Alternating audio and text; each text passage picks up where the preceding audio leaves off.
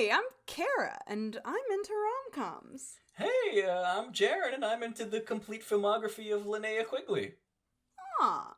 Hey, but you know what we're both into? That would be hot drinks and hot boys. And this is... Just Kiss Already! Yeah, did I tell you at the open mic there was like a couple of singers before me? No, I know you mentioned the two other comedians. Yes, I only got to see one of them perform, but Yes. there were two singers, Uh-huh. and they both did songs by the late artist Prince. Oh. Yes. Okay. And one of them was really good, and like he was on key, and he was like really good with it. But the second guy, he was a bit of an off-key Prince. I felt it. You said Prince, and I was like, "Oh, this is all right. Okay, I see. We're doing a setup." And then you said, Welcome back to Off-Key Prince. That's right, everyone. Everyone, it's time for voice lessons for Unchan. Because, God, like, what the heck? So, for those of you who listen to all of our episodes and aren't just listening to this one for no reason, you would know that we Jeron gave his prediction for episode 8 at the end of the last episode. But really quick, just to recap, basically Jeron is a hopeful, naive boy. He just wants everybody to talk about their feelings and really just go for gold, right? I was like, wow, I can't believe we're halfway through the show and they're already going to deal with all of the major... They've got nowhere to go from here. And they pulled some bullshit out in this episode. Yeah, well, now we've watched it. And episode 8 is I'm so sorry, past Jeron, but it's not the... I am also sorry for past Jeron. But what a cliffhanger. Yeah. We were on this cliffhanger, and then they smooch. They smooch. And I was like, there's no way you can come back from this. Like, you just have to talk now. And then immediately, Han Gyul's like, knock it off. Yeah, stop it. Oh my god. What are you doing? And Unchan even fires back at him with like, what? You did it when we were pretending to be boyfriends for your blind dates? Like, you did it first. It's like it's whatever. We kissed, okay? It's not that big of a deal. Bros kiss all the time. And then she like backpedals. She's like, look, my kiss has energized you. Yeah. She's like, see? You feel better now. It worked. It was just, I just wanted to, I don't know, get your mind off it, whatever. Dude. Yeah, and then they like go out to the roof to have a nice drink. Yeah, okay, yeah. Han Gyul is like, get out. Literally get out of here. And then it just cuts to them like having wine on the terrace as they always do. Oh god, they drink on the roof and he's like, listen, I'll kill you if you kiss me. Oh my god. And she goes, oh, that's so Han Gyul of you to say. Yeah, she's like, wow, haha. It's really fun. Just like when we jump back in. Yeah. It's really awesome. And then they kind of I'm so upset that they subverted that whole like... Yeah, you know, our podcast is called Just Kiss Already, but this is a great instance of no, don't kiss yet. Now is not the time. Yeah, there's that whole thing with Grandma, and then that kind of like brings Unchan around to say like, yeah, my dad was sick for like a really long time, and I would always go visit him and talk to him. And then one day it was the last day, and it's like, oh, Jesus. Yeah. So I think that puts Han Gyul, like, on the track of, like... Because he was kicking himself really hard for not being there as much as he could in the last episode. You know, right before his employee kissed him. You know, it was... Yeah, but that's, like... What bros kiss all the time, right? Dude, it's like whatever. Friends listen to Endless Love in the Dark. Yeah. Yeah, but yeah, Unchan kind of talks about her own experience with her dad, and I think also she mentions like, oh, well, you've got to go visit her, and he's kind of like, yeah, I know, and he starts getting down on himself, and that's when she like brings out the, hey, now you know, you gotta just do it, like, now's the time. And then continuing the trend of going from like grandma is sick in the hospital to like drama, she goes, hey, what if I had titties? Exactly like that. The translation said, hey, what if I had titties? I realize I can't even say that because she don't. It's inaccurate. And everyone's always making fun of her for it, and shame on you, Jan. No, flat is justice, it's fine. Yeah. So, she says, what if I were a girl? Yeah, and he she goes, pulls out the, if I was a girl, if I was a girl. Yes, she sings it, actually. She really just writes her own parody of Beyonce, and it's awesome, actually. But yeah, no, she pulls it out, she says, if I was a girl, and And Han Gyul is like, I'm glad you're not, because Yep. it would be a pain. yep, we get a, really fun, awesome. Yeah, and then she just comes back with like, oh, you're such a narcissist. Yeah, she's like, what the heck?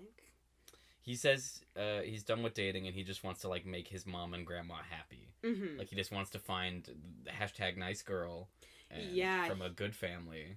He kind of like thinks back on like you know, how his mom was the same kind of like arranged marriage kind of deal where like she was introduced on a blind date and she's like the daughter of like a well-off family, whatever, and he's like, and she's like a great daughter in law for my grandma, and so I should do the same thing because she's happy, and you know, I guess that's what I should do. I didn't pick up on the implications of that it was an arranged marriage. I don't know if arranged marriage is the right I don't know. Just the implication that it was like a setup. Yeah. Because that's gonna come back later, and that changes my opinion of something later on. Oh, a little bit. okay. But yeah, that's actually So when we get into some more cool, fun Korean dramas, that's like a thing that is touched on when we talk about like when we delve into the like super like rich families and they're well off. Oftentimes it's just a normal thing that like the marriages are all just set up between the families because they're oftentimes like business marriages, maybe to like unite two companies, or they're just kind of like to keep like the family name, I don't know, like everybody rich, I guess. Very archaic. Yeah, you know, it's very like cool like and fun. medieval We European. love it. Yeah, it's awesome. God. But yes, so then we cut to Unse dancing in a room, talking about how she's gonna be an idol soon. Oh yeah, she's preparing. And Chan's like really wanting to come out to Han Gyul, and Unsei is like, don't make it weird. Yeah. Really good classic younger sister, just like, oh my god. And then like there's this dichotomy between Untran being like wanting to be honest but risking losing what you have, and then keeping feelings hidden but staying by their side. Yes. And boy does she make the wrong choice Ooh-wee. later this episode. And then Unsei is like, oh, you know Lady Oscar from Rose of Versailles? Mm-hmm. Which is just like this weird out of nowhere reference, and I was like, okay. My translation even like put like a star and was like, this is a I think it was like, this is a manga, just so you know. Oh. And I was like, huh? Interesting. Yeah. Then it's Unchan and Han Gyul doing deliveries. So this is like a cute part of their daily routine that we're like looking into, where they're delivering, I'm assuming, coffee beans to different places. Mm-hmm. But it's like everybody kind of has those moments, I think, where you're just like, oh, it's work, but like I've got my cool friend with me. Yes. Like I drive a golf cart around a lot for work. Yeah. And I have my coworker riding around with me, and like sometimes he gets on my nerves, but like you know how it is where you have like your work buddy and you're like, haha, let's pick up this trash. Yeah, exactly. Yeah. So I feel it. It was very cute. I knew that feeling that they were like kind of sitting in, where it's like, haha, and he's like, oh, I'm gonna go see my grandma, so I'll like drop you off and you can walk back. And she's like, oof, my knees, my old man knees. Oh no! Ooh, my bones. Ouchie. Maybe you should just like take me to grandma. Wouldn't that be fun? Wouldn't it be fun if I met your grandma, boss? Hey, boss. I saw her one time. What if I like actually go like visit her when she's sick? Right. Boss, right? I need your grandma's approval. Yeah. And so that he's like, all right, and he just takes her with him. They cut to like the hospital, where it's really like a very serious shot. It's just like this big open hospital hallway. Hospitals scare me. So yeah, anytime a show is in a hospital, I'm immediately on edge. Yeah. And then he like walks over to his mom and they hug, and he's like, huh. Okay. Oh, sorry. He says, I haven't hugged you in forever. And I'm like, bad son, 100%. Yeah. Also, he's wearing this shirt, and it's like the collar is like off to the side, and I'm pretty sure the buttons are also off to the side. Oh so like, think about a collared shirt. It buttons in the middle, right? Yeah. Well, Han Gyul is wearing a collared shirt that buttons like kind of on the left, but the collar follows it. So where the collar meets is like this. I was staring at this shirt. I was like, what is this? And he's wearing like a vest over it, so you can't see the whole thing. Oh. But you can see the fact that the collar looks like someone took it and just wound it up. This was not a good reason to interrupt you talking about the actual story. No, I'm so happy. This is your version of the Coke and ice cream thing. I was like, what? Like, I really wanted the vest not to be there so I could see if the buttons actually, like, go all the way down or if that was just kind of like a collar, like, decorate thing. But it looked like the shirt, like, basically buttoned over his left nipple. And I was like... All right, I'm scanning back through the video because Yes. I would like to see for myself. But I think it's possible that it could be, like, one of those naval-style shirts where it's actually, like... It wraps around itself, kind of like a chef outfit if you ever seen it. But if the collar's misaligned... That's the thing, is that if it was just buttoned on the side because it's like one of those shirt styles, then sure. But the collar, the collar was over there. Ooh, okay, I'm waiting to get a good look at this. Yeah, hold on. We're looking, we're scanning. Look at it! Oh Look! my god. Look at that! Okay, you're right. I think the boy just doesn't dress himself. I wanna, like... I know that it's probably just like I don't know, like a fun experimental fashion thing or whatever. I mean, you might be giving it too much credit. I think the vest, just like, the shirt shifted position underneath the vest, and then the vest held it to his face. Fair. Ooh, I don't know. That's a no from me. Right? Everyone go, where are we? If you would like to see it for yourself, please scroll forward to 6 minutes, 46 seconds in. You can see this collar. Please weigh in the comments Yeah. that we don't have. So mom is talking to Han Gyul and she's like, "Don't let grandma know she's fucking sick." Yeah, she's like, don't be weird about it. She's literally just Unsei being like, don't make it weird. Don't make it weird. So Unshan just like glomps down the hallway. Mhm. She's like, "Oh, the doctor said it's okay as long as it's like 100% fruit juice." I really thought she was just bringing grandma a 6-pack because like I hear the glass clinking and I see the container. She's like, listen, grandma. This is the only thing I know, and I was like, "Unshan, you alcoholic teenager, you son of a bitch." Oh man. And then Han Gyul goes inside the room and he starts like ridiculing grandma. He's like, "You ate too much sweet, spicy, tasty, Yeah, he's like, what savory, the heck, delicious grandma? food. You dumb. You fucking eating the sour pork. What the? Old people can't have varied diet. Yeah, Eat your they're not mashed allowed. potatoes." No more red bean shaved ice for you. Oh, it's so like, who's gonna bash their grandma for enjoying flavor? Be like, "That's why you have stomach cancer." Oh man. Grandma still sounds powerful and belligerent, and I love Yes. that about her. Oh yeah, she's literally like, shut up. Literally, shut up. He comes into the room and she starts yelling at him. Just immediately, she's like, like, what is this guy doing here? "Oh, do I have a grandson? I've been in this hospital for a full 45 minutes. I was beginning to think I didn't have a grandson." Oh my god. And then, like, Unshan is, like, hanging on the wall, like, waiting for her turn to be like, "Hey." Yeah. And Grandma's like, "What are you looking at? She's like, You who should are fire you? this dimwit." Like, she's like, who the heck are you? What is this? And so she like runs over and she's like, hi, so we've met before like one time, but I'm Unchan and I hope you get better. And she like screams and Grandma's like, oh my god, what the chill. fire this dude, what the heck? And then after she calls him a dimwit, he's like, "You should fire him." It's just smash cut to Hansung and Yuju come bearing paper cranes in a jar for Grandma. Yeah, super fun. Oh yeah, and it's been a little bit, so I forgot that like Hansung and Yuju were a part of this show. Oh yeah. And then they came back, and it was like when Vader and the Emperor are like walking down the bridge in Star Wars. It was like, bah, bah, bah, And you're like, hey, hold on. the villains return. I had a similar feeling.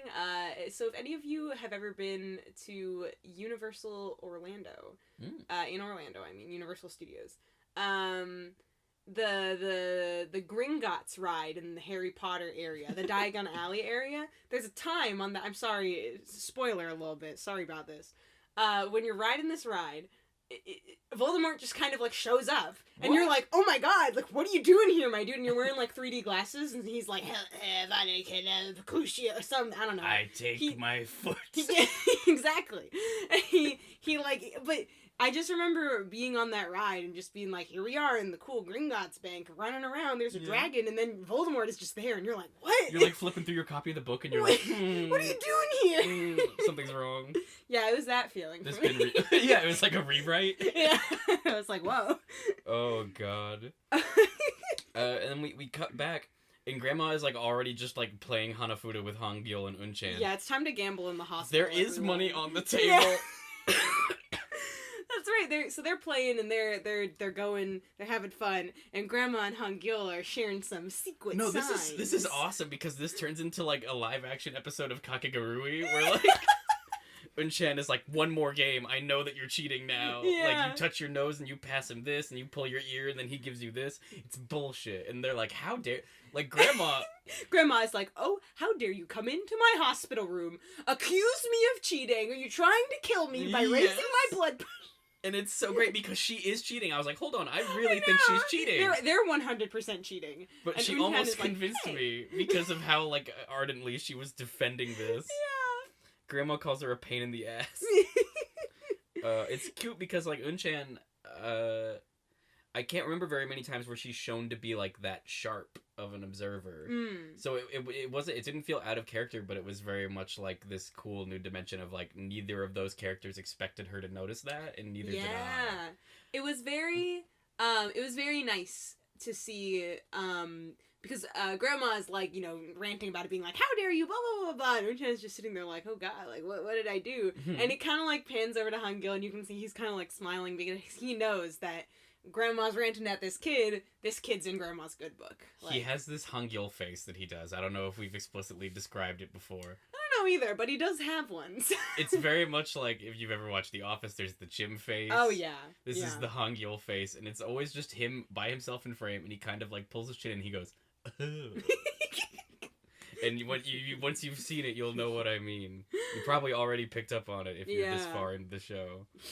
If you've been with us this far. So, Grandma has to piss as the disaster couple joins the other slightly less disaster couple. Yes. And that's a good time to bring up my alternate title for this episode, because it relates a little bit. Ooh. So the alternate title for this episode will make more sense later, but it's called Drink This Piss, Grandma. And I won't explain right now. So... Cool, that's how we love it. I do love it. So Han Sung and Yuju join the other two with Grandma in the hospital room. They walk in, they're like, hey, Grandma, oh, Unchan is here, alright. Yeah, Han Sung immediately is like, why are you here? in his Han Sung voice. Yeah, and Unchan just doesn't answer him. And I'm like, if my grandma was in hospital and the girl who delivered my milk and almost destroyed my relationship showed up, I would want, like, a real answer. Well, he also knows that she works for Han Gyul. Well, yeah. Okay. If my cousin brought his employee to my grandmother's hospital room, I'd be like, what the hell is Jeff doing here? Fair. And I wouldn't take, like, cute shit-eating grin as an answer. Yeah. Stop gambling with my grandma. Then we have, like, cool, like, fun, like, I'm forgetting that I'm supposed to be a boy moment where... Oh, yes. Unchan is like, oh, I'll go to the bathroom with you, Grandma. And Grandma's like, I'm still a woman. Like, yeah, she's like, what? I'm not ancient. I don't need that much help. And then Yuju is like, I'll go to the bathroom with you. And she's like, no, stay away from me. Nobody touch me. Nobody touch me. And then finally Han Gyul is like, I'm gonna help you go to the bathroom. And she is, like, complaining about it, but she lets it happen. Because we all know that Han Gyul is her favorite. Yes. And then we, like, really hard cut to, like, Grandma getting a CAT scan. Yes. And Han Gyul just, like, looking on with this face of just, like... Yes. And Yuju is there. Yeah. And she's kind of, like, supporting him. And they're talking about Unchan. She's like, oh, I didn't expect to see Unchan here. Like, oh, he's cool. He's always making friends. Mm-hmm. Like, he's not shy, and I get nervous around older people, but it doesn't seem to be a factor for him. Yeah. And Han Gyul is like, yeah. Like, you could tell that, like, he likes that about Yeah, he's Unchan like, yeah, he's so... He describes her as, like, the kind of person who never holds back with new people and is always, like, looking to make friends. And yes. It's very... Very good way to live. I would recommend it. Yeah. And then Han Gyul immediately, like, seeing Grandma on the CAT scan, he's probably going, like, to his guilt place. And he's like, you know, it's been a long time since I went fishing with my grandma. And, like, yeah. I always knew she cared more about spending time with me than actually fishing. But she's pretty good at fishing. Yeah. And I'm like, oh, I would love to see these two, like, fishing. I know them I would just watch on their, a whole like, show. night fishing trip. I would watch a whole show where it's just, like, Grandma and Han Gyul in a small boat. And it's 4 minutes an episode. And it's just, like, a cute setup and a payoff every week. That'd be awesome. I wish that was... Yeah. Frick. And then Yuju is like, hey, do you need a shoulder? Yeah. This one's exclusively for you. Yeah. And I go, stop. And then... Jeron says, stop. And then Han Gyul goes, nah. And I'm like, oh my god, that's so cool. Yeah, good for him, like, right? So, and then immediately his head starts to go down, and I'm like, stop. No. And then he just does the lap pillow thing, and I was like, oh, you were so close. I just wrote yike in all caps. Oh, gosh. Because they play it off like it's so normal, and it's like it's up to you as the audience to be like uncomfortable. Yeah, it's very much like presented to you as though like, or not even as though, it's presented to you as like he's sad and they're friends and like it's whatever. They're just playing. She's comforting him. Whatever, it's fine. But it just like knowing the whole build up with their relationship and their just like, you know, the way that he feels about the fact that he keeps going back to her and the way that she has constantly been like refusing his advances but also like treating him very, it feels like you're like, oh no, like usually she's so good about like putting a hard stop on it, and I feel like they're trying to be like, oh, but he's like sad and guilty right now, so she's still trying to make him feel better, but it's like, but I have a new appreciation for like Han Gyul putting Yuju and acknowledging like she's a bad habit of mine. Yes. And I also, this is like the first time I'm noticing that like they are not putting each other in a good situation. Yes. Like whatever both of them is doing is putting the other one in a shitty place. Mm-hmm. And it's like there's really nothing that they can do about that and maintain their current relationship. Mm-hmm. So like it necessitates a change. And then Eun-chan and Han Sung walk in, and they're like, haha, we're doing our goofy, like, teeth smile thing. Yeah, they're like, you know, whatever. And then they look over and see that, like, in the distance. It's not even, like, zoomed in on the camera. Like, you just see there, and I go, stop! And then it just cuts. Oh, and you're just left there in that awkward, like, ew. It's very interesting. And it'll speak a lot to what happens later in the episode. But, when they see them, Eun-chan looks very obviously not happy about it, very like hurt about it, not cool with what she's seeing. Han Sung, on the other hand, looks at them, and then he focuses more on how it's affecting Eun-chan than how he feels about seeing Han Gyul with his head in Yuju's lap. Yeah. And it's you know, it's a big, this is a hint for what'll happen later. This is an important tool that will help us later. But it also, in the moment, you're very just, like, you would expect it to kind of be both of them being like, but it's very much focused on Eun-chan. It's really brief, and you're kind of, like, too shocked to, like, take it in, because you think there's gonna be some time to let this breathe. Yeah. But yeah, he looks at them, and then he's looking at Eun-chan for, like, the rest of that short scene. Yes. So it was very upsetting, and then immediately... We're doing the beautiful storytelling thing where we have two groups interacting, and then they splinter off into a new pair, and we see both people reacting to the same thing. Da-da. And Han Gyul is like, hey buddy, you want food? I know, he's like, so. And then Chan is like, nah, I don't want no food. And he immediately is like, oh fuck, something is wrong. Something is very wrong. Eun-chan doesn't want food. There's a very big theme this episode. That's Eun-chan refusing food and everyone being like, what is wrong with Eun-chan? Oh my god. But yeah, he's like, oh my god. Like, he's literally like, do you have a fever? What's going on? And Eun-chan's like, don't touch me. Eun-chan immediately calls him out for the lap pillow thing. Yes. And I was like, oh wow, if you guys had just done like this direct, my prediction from last time would have been correct. But no, you saved it for this, I guess. Yeah. And she's just like, dude, like watching another person who understands another person's vulnerability, like tearing into them like this, so satisfying to watch. Because she's very much playing the audience by being like, look, if you like her that much, you need to steal her away. Yeah. Because you have to stop pretending that you have a conscience. It's pathetic, and you've been doing it for years. And she calls him a loser. She's wailing on him, really. She's bringing all of his shit to light. She's being like, you little... He doesn't even, like, have a defense. Yeah. And then because they're a cute couple, they're mirroring each other. They both slam their elbow on the car door. Oh my god. Roll the windows down at the same time. And they're like barking. They're like, ah. They literally, Eun-chan goes, ah, and then Han Gyul goes, ah, and then they go down the window and they both go, ah. Yeah, and then like put his head out the window. Oh my god. And I was so happy that they dealt with this. And I'm like, that's fantastic. Yes. And like, those are powerful lines. Like, stop pretending you have a conscience. Like, addressing his willful ignorance and like how he's just kind of benefiting off of like Yuju's being kind, but like not in the way that she intends it to be taken.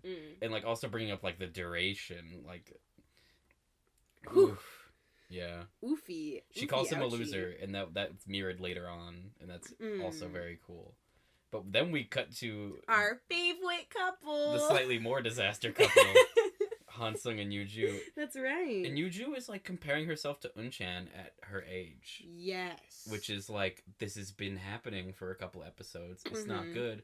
And not once does, like, there's always a time and a place to, like, speak plainly and be like, oh, hey, you did this and it makes me feel this. Yes. But, like, there's also the kind of relationship or friendship where you see someone comparing themselves to someone else and you go, hey, stop that. I noticed you doing that. And Yeah. Hansung is very much the kind of person who doesn't notice that she's doing that and doesn't, like, assuage her fear at all. Yes. And these two actors, I don't know if it's just their chemistry or the writing of the show that's, like, this strong, but whenever they're talking seriously, they're also joking.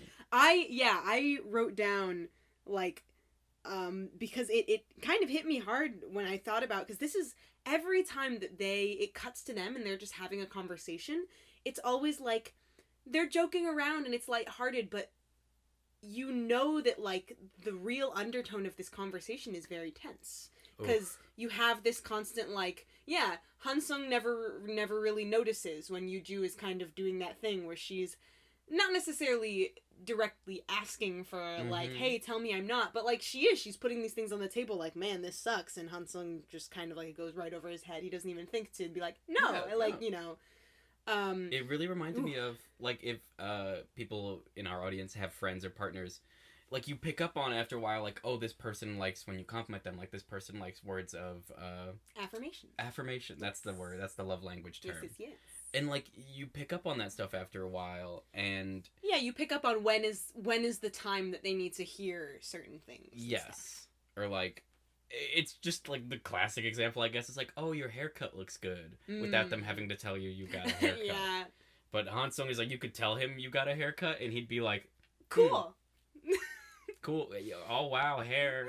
He'd be like, oh, okay. So me and Unchan were doing this thing. Ooh, 2 I hate seconds him. later. I hate him a lot. Ooh, boy. She tells Hansung, she says, hey, don't love her too much. And he's like, haha, yeah, sure, fun, whatever. And she goes, hey, don't go any further. Like, that wording, I don't know if it was the same in your translation, but that is... I don't remember what it was, but it conveyed the same feeling. I wrote very clear, no uncertain terms. Yeah. And this is the part where I started to get worried about the direction this episode was going, because I was like, oh man, 2 or 3 episodes from now, this is going to come back in a major way. Yeah. Ooh. They don't mention the lap pillow thing. No, they don't. They don't talk. It's very interesting to go from a conversation between Han Gyul and Unchan where she straight up calls him out, is like, this, and this. This is all the things that I hate. I'm unhappy about this. And then they just, like, they lay it all on the table, to Yuju and Han Sung, who are just, like, missing the mark with each other. And it just... You know, we talk a lot of crap about Han Sung, and his character deserves that. But the actor is very good at his job. Yeah, very good at making me hate him and his goofy face. Yeah, because, like, man. Like, I just want to, if we can take an aside for a second, because I was thinking about this episode, Yuju was the one who wanted this relationship back. Yes. And Hansung was very much like, nah. And then he would go and reminisce about, like, their bedroom airplane fights or whatever, and their weird, like, boot fingers body walking thing that they do. It's their thing. They'd have staring But contests. did we ever learn the explicit reason that they split up? Was it because Yuju was wanting to be with DK? I can't recall. I don't think they've ever explicitly talked about it. I know up till now, it's been heavily implied that there was something maybe going on between... Either there was something going on between Yuju and DK, or the media made it out to be like that. That's the thing, is I don't think there has been a moment up till now where anybody has said exactly what happened.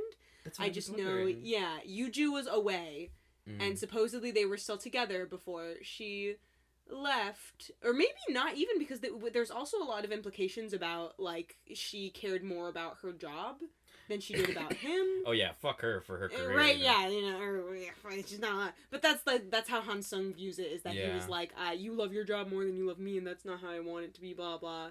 There's also the weird thing about how, like, she's never expressed any interest in marriage. Or children. Yeah. So it's not...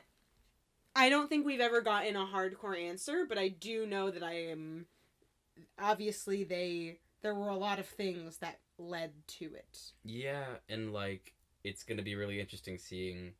Like, just, I want more information. Just give it to me, Coffee Prince. Coffee Prince, give me... I drink it up. I just need context so I can figure out how much of a shitbird Han Sung is. So, Unchan, we cut back to Coffee Prince. She pushes past CB, and... Yeah, CB makes a return, and we're like, oh, CB, hey, and just immediately Love gets to shit see on. it, And yeah. we're like, no. And CB's like, whoa, what's going on? And Mr. Hung is like, fighting and loving, it's all the same. Yeah, Mr. Hung always... Big fan of Sublime, Yeah. Mr. Hung, you know. Living with Louis Dog's the only way to stay sane. Let the lovin', let the lovin' man. come back. Oh, are we gonna copyright? Because I'm too good at singing Sublime songs. Yeah, actually, I feel like that you honestly sounded exactly like the track, so we're gonna be in big trouble, aren't Dang we? it, I'm too good. So yeah, guys, don't tell anyone that we just did that, jeez. So CB goes and asks Waffle Boy for advice. Yes, he's like, hey, so, man, what do you know, what do I do?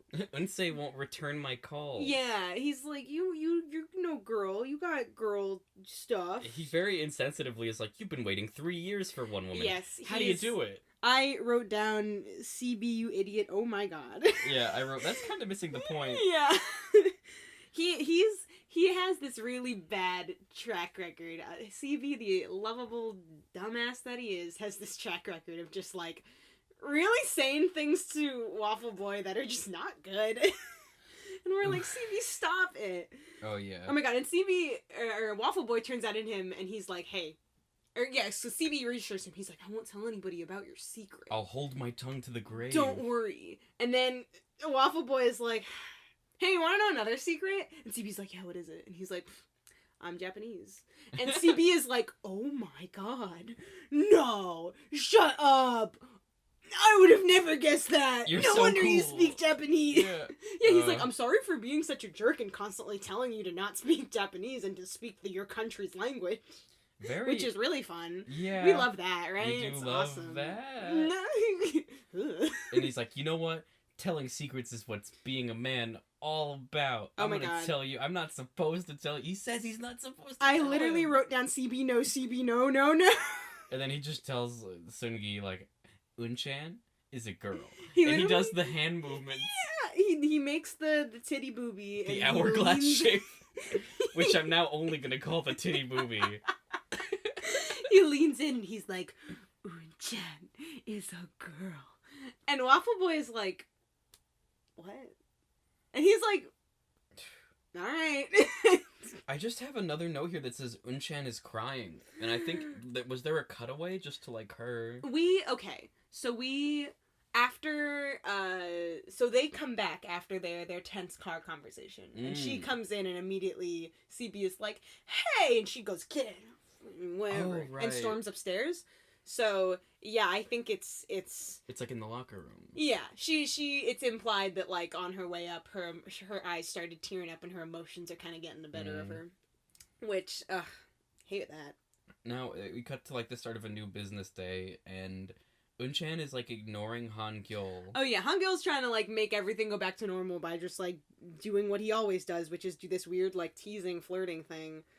God. I could not handle that shit. That is not fun. I wrote Han Gyul read the mood. No, literally, like, he's literally ending, he's like, can't you do anything right? Like, at the end of every sentence. Like, he's waiting for the studio audience to laugh. Yeah, and That's exactly what it's like. Unchan is not having it. She is literally just like, okay, moving the picture that he tells her to move to the left and to the right and turning it upside down and being like, I literally don't care. Let me leave. When you're teasing somebody and they're not, like, playfully pushing back, it's literally like you've taken the laugh track out of a sitcom. Yes. And you're just watching people say things that aren't funny. He very much, like, you can see it in Han Gyul, and you can also hear it in how he starts to talk, where he's like, he knows that something is wrong, but he's like, I gotta get it back to normal, so he just keeps trying, and we're like, Oof. Han Gyul, just stop. She just looks on sad, and then he Yeah. starts defending himself out of nowhere about Yeah. the whole Yuju thing. Yeah. And she doesn't even engage. He very much just, like, jumps to, maybe we're still upset about that, so he's like, hey,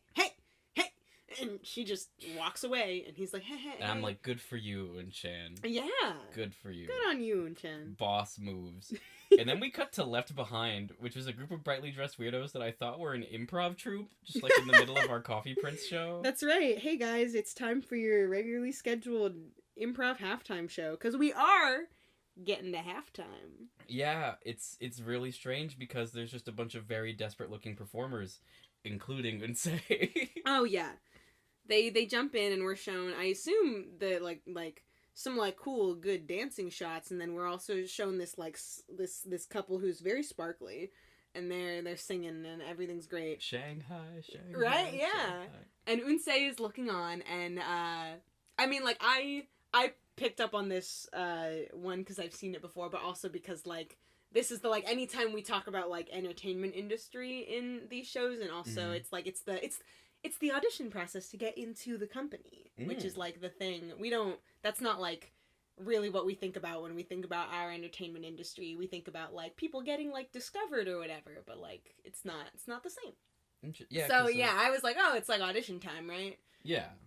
It really felt like an American Idol panel. Yeah. Like that's the closest corollary I had in my mind.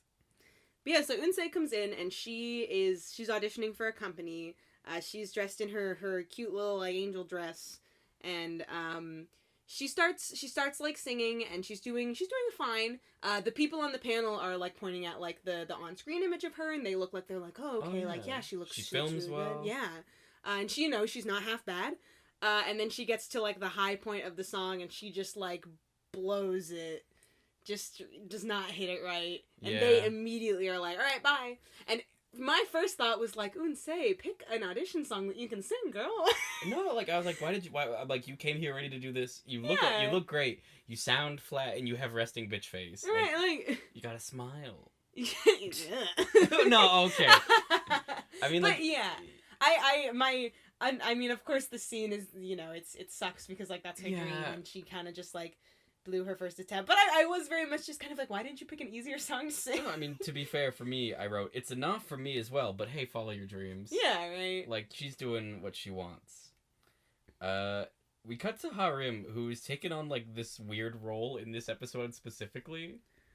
Like, he's not strictly comic relief, but he's more of just, like, the romance foil. Oh, okay, yes. Sorry, I got lost for a second. I was like, where are we? Oh, yeah.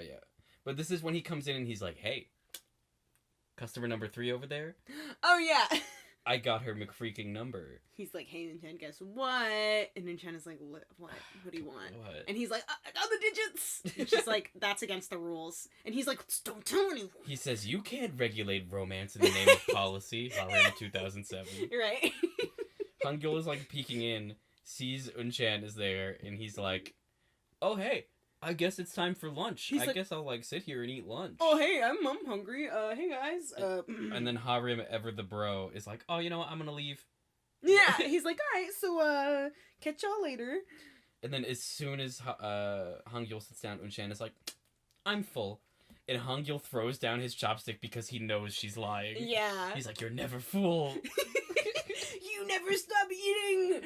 And this is, like, less than 30 minutes, probably, of showtime after she's talking to Unsei and being like, I just want to be by his side. Yes. And she really doesn't want to be by his side right now because of this thing with Yuju. Yeah. He's like, talk to me. And she just comes out and says, like, hey, I like you, and I'm avoiding you. Yeah. Until I stop. She goes right for it. She's like, listen up, boy. I got a crush on you, and I'm dealing with it. So I'm not gonna be around you. And he's like, She maintains like, that she's a man, and he's like, haha, no homo, right? And she's like, I'm avoiding you because I like you. Yeah, she's like, I have a romantic crush on you, and we are men. And I'm gonna avoid you. And that's like, and he's like, what? He's just standing there like a asshole. Yeah. And then the nice guitar music is playing, and she like doesn't even, she goes to the alleyway, she like doesn't even have the energy to be upset. Yes. Because, like, I expected her to, like, just kind of, like, scream or, like, move her arms around, and she's just like, It's getting brutal, honestly, this show. Yeah, we're really getting hit after hit, just, like, right on the head, and we're like, man. I didn't realize what comes next, but this is another hit for us. Oh, my god. He goes to the hospital, and I'm like, oh, we're gonna get another cool visiting grandma Yeah, I'm like, scene. oh, every time that Han Gyul is like, what do? He goes and talks to Grandma, and, well, he almost does. He sees a sign that says Department of Psychiatry, where the oldest, weirdest doctor character I've ever seen is, like, making coffee. The first cut of him is, yes, please, tell us. He opens up a package of what I can assume is coffee mix, and he just, like, starts pouring it around his cup. He just misses his cup. Like, I don't know if he just has the shakes or what, but, like... It's just like, if y'all want to know anything about this character, that's the biggest thing you need to know, is that he cannot pour his instant coffee into the cup for the life of him. So this is really interesting because, like, obviously this was made in 2007 and also in a different culture from ours. Yes. So there is this, like, undercurrent of, like, homosexuality is not the most accepted thing there. But there's also, like, they're making this doctor look like a quack. So it's like his opinions might also not be, like, the norm or what's accepted. Yeah. Because he lays it on thick and he's like, have you kissed? Since when did you have the urge to become a woman, wear makeup, and get excited whenever you see other men? And that's a lot. Yeah. Yeah, it is. It's, Han Gyul is like, check, please. Yeah, he's like, alright, anyway, I'm out. I'll come back later, and the doc's like, hey, look, I'll give you 3 days worth of Pray the Gay Away meds. He literally is like, you just need to be medicated to get rid of this. And it's like, man, this is I don't want this scene. I did not need this in my show. This is one of those scenes I would have liked to just have not made the cut, because, like... Can you imagine you're, like, an actor, and you're like, oh, yes, my big break, I can't wait. And they're like, we need you to play an incompetent anti-gay doctor character. And one of your 3 lines is like, when did you start become attracted to whenever you see a man? Like, not to mention just kind of like throwing out the being gay means wanting to dress like a woman, because that was fun. You know, I probably have more skin in that game than anything, and I wasn't even gonna touch on it.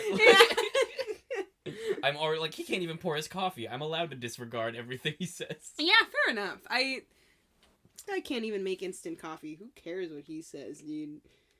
Unchan, we cut to her making coffee, which is much better. She's trying to make the latte art of Oh my god, yeah. So she's made some good coffee. And she's just talking with her feelings, talking about her feelings rather, to Mr. Hong, who is like, he's really rising the ranks and becoming a character that I love very much. Yeah, I feel like every time he says anything, he like goes up a little bit. In my From like the guy who just like scratched his ass and ate jjajangmyeon right. like, in episode 1. And then speaking of angels, CB is there like to surprise Unsei with flowers.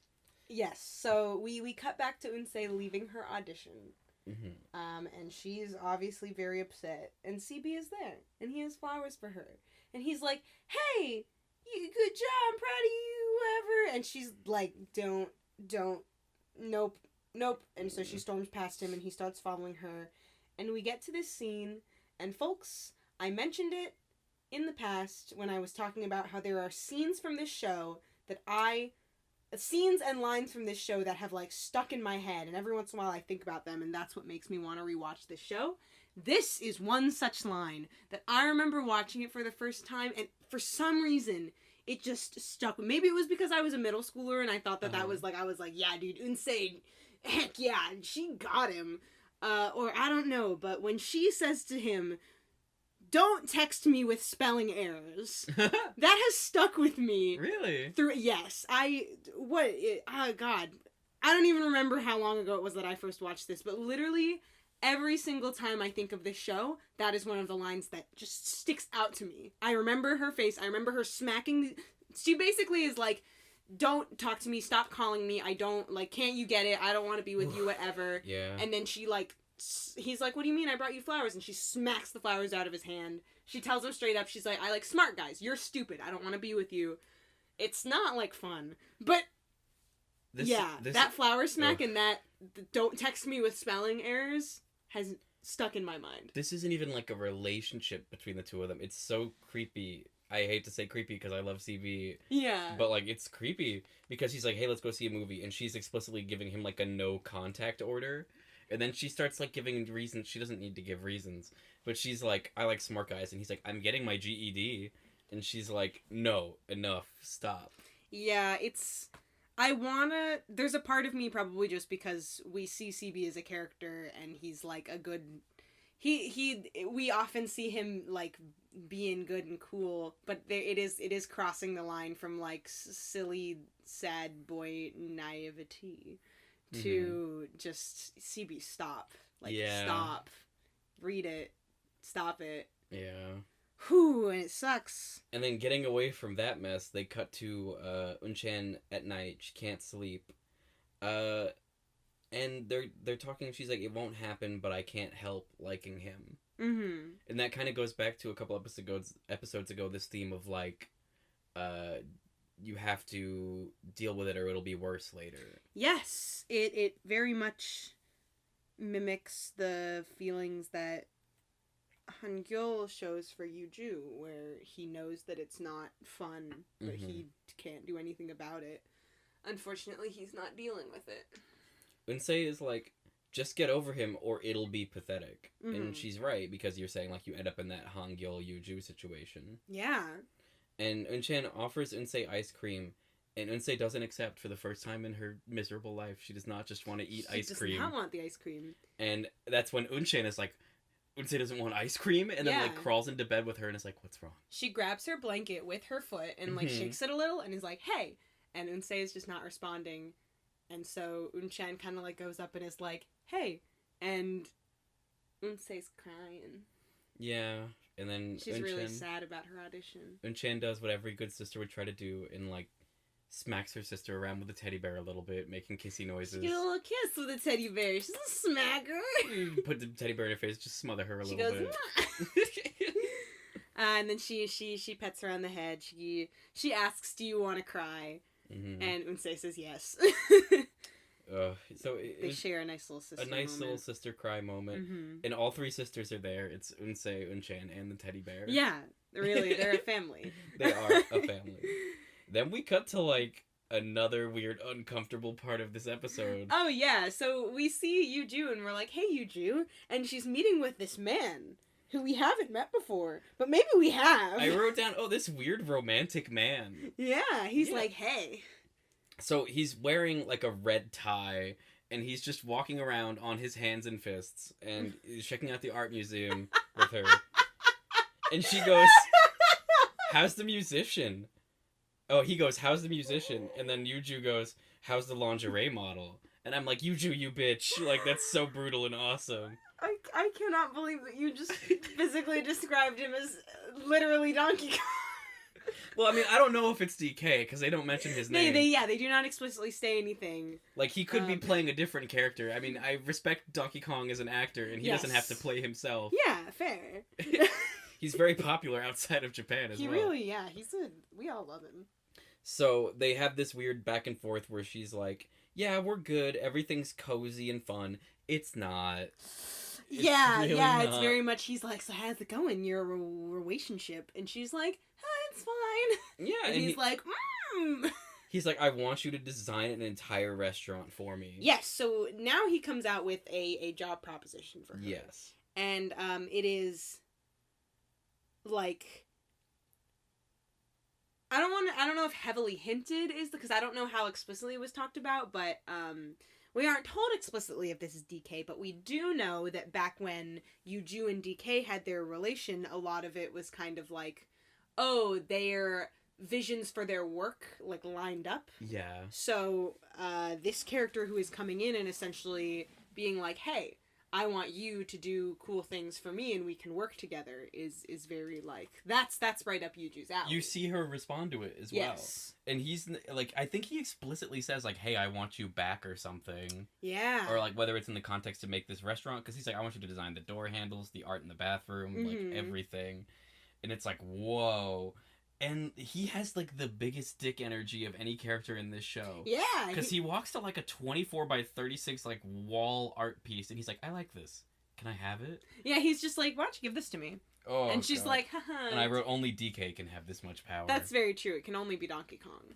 And it's so interesting because they're reminiscing about her first exhibit, and he's like, that's when I fell in love with you. And she's like, I thought you loved me for, like, my personality. Yeah. And, like, I wanted to bring this up because you mentioned, like, oh, it seems like they have, like, this cool professional relationship. Yes. And I've always called this, because it's very common, you call it building the roller coaster. Ooh. Because I read a book, like, I think the year I joined university, it was, like, the recommended book or whatever. Okay. And it was Persepolis. Oh my gosh, I also read that because it was the recommended book our freshman year. Oh my gosh. So you know exactly what I'm talking about when she Yes. talks about, like, oh, my husband or whatever, we were both working on designing this theme park. Yeah. And then once that was over, like, that was the end of our relationship, and we were really only, like, sustaining it because we were working around each other, or, like, that nature of our relationship was all we really had. There wasn't any underlying chemistry or romance. Ooh. So I've always kept that in my mind. I'm like, I don't want to be in a situation where I'm just building the roller coaster, and there's nothing after that. Oh, wow. Yeah. So it was very interesting. Puts the UJDK in an interesting perspective. That was how I was looking at it. Especially because if you think about it that way, then him coming to her and, like, offering this job thing is basically just, like, maybe they ended because, you know, they no longer had anything to work towards, and him coming back and bringing something else is just, like, trying to pick it back up. Yeah. Ooh. Like, you also shouldn't be communicating with your partner in terms of, like, hey, I'm gonna, like, buy this restaurant, and I want it to be, like, our thing. Yeah. Yeah. Do you want to get embroiled in a business partnership and then maybe hold hands? Like, Well, he has bigger dick energy than that, so it's...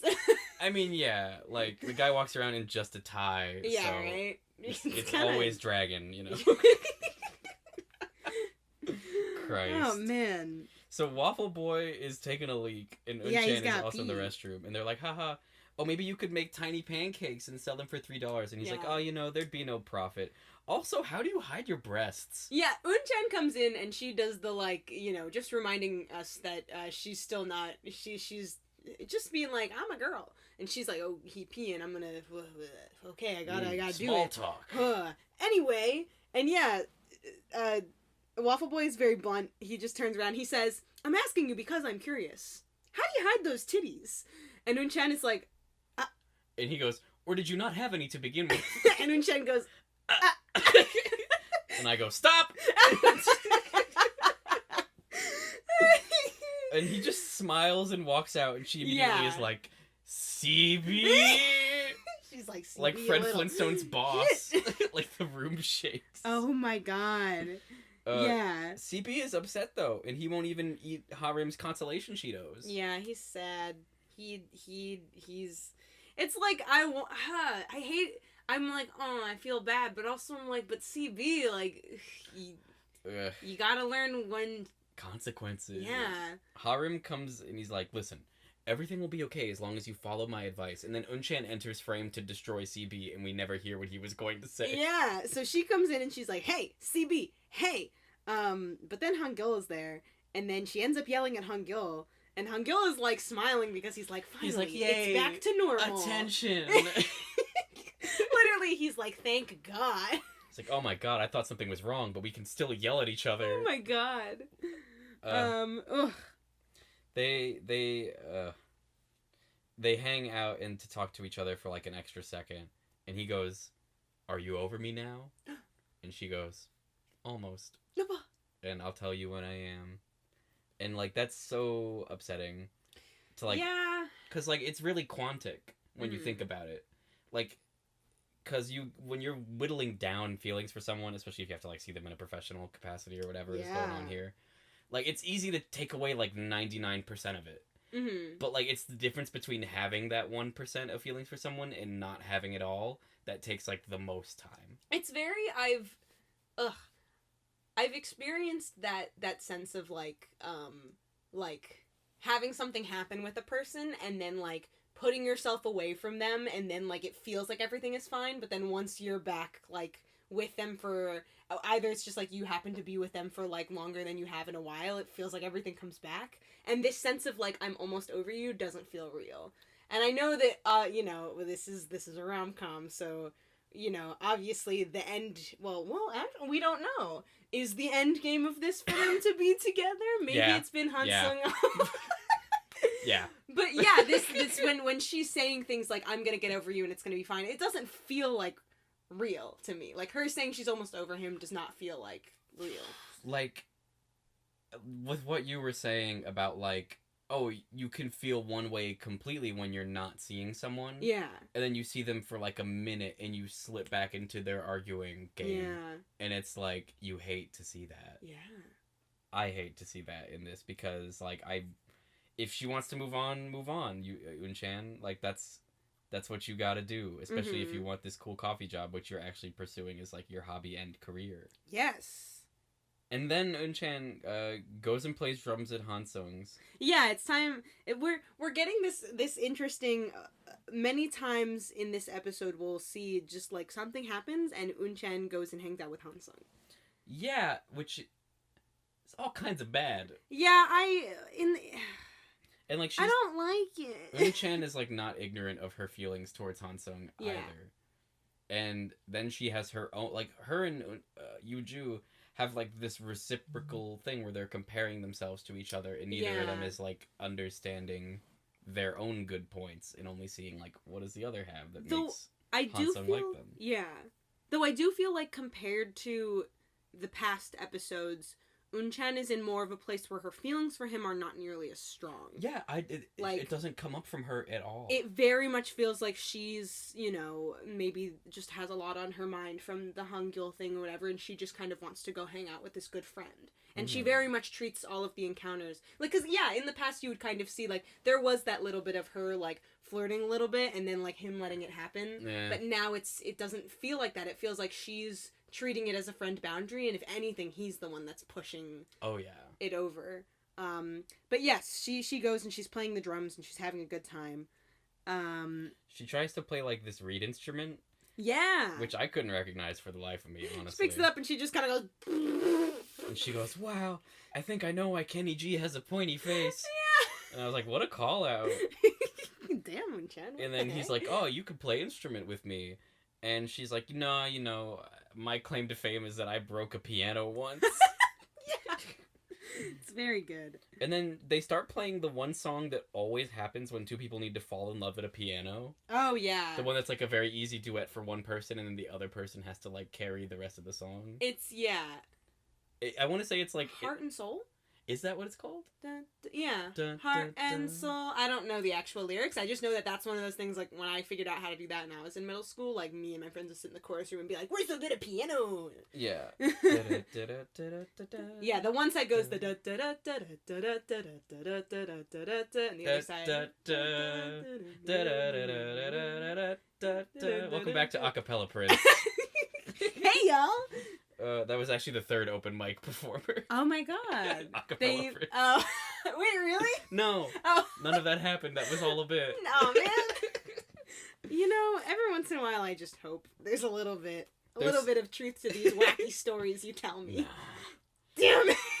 So, yeah, and, like, it's very effective. You watch Yes. these two people, like, play this piano song, and, like, dude, music is magical. I fell in love at a piano once. It was the worst thing that ever happened to me. Stay away from music, kids. Stay away from piano. Don't sit on a piano bench with another person. Never. Only by yourself or with the page turner. Yes. Nothing else. Yes.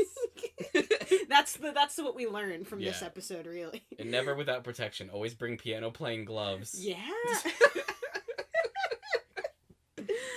Oh my gosh. So yeah, we have this they're hanging out and they're talking. Yeah, and she's like, it's better to follow your heart no matter how hard than to go against your heart's wish. So that's her thesis. I think. It's very interesting how she talks about, I don't know, it's God, I feel like this whole episode I'm just like, I get where Unchan's going with what she does. Like, it makes sense, the choices that she makes. Mm-hmm. However, I'm like, sometimes she loses me a little bit. No, I'm like, why? Like, are you feeling like I'm feeling where she kind of, like, says one thing and then does another? Yes. That's very easy to do. Yeah. So, fair.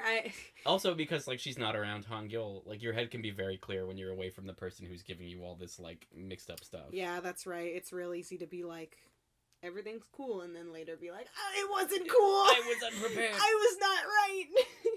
She says, you remind me of Santa, and he's like, am I that chubby? And she goes, well... Oh, Now that you mention it. And it's Dude, like, Unchan's calling everyone out today. Big funny moment. And then she says, nah, seeing you is like a Christmas gift. And he's like, you're sweet. Yeah. Yeah, it's really, And I still hadn't caught on by this point. I was like, weird scene, bye. Yeah, that's true. I definitely remember when I first watched this, I was kind of like, okay, whatever. Yeah, it's fine. It's fine. Yeah. And then it wasn't. And then we cut to Sung-gi blackmailing Unchan into cleaning his place. Yeah, she's like, hey, listen, you gonna, excuse me. And he goes, come to my house and clean it. And she's like, what? And he's like, I won't tell your secret if you clean my house.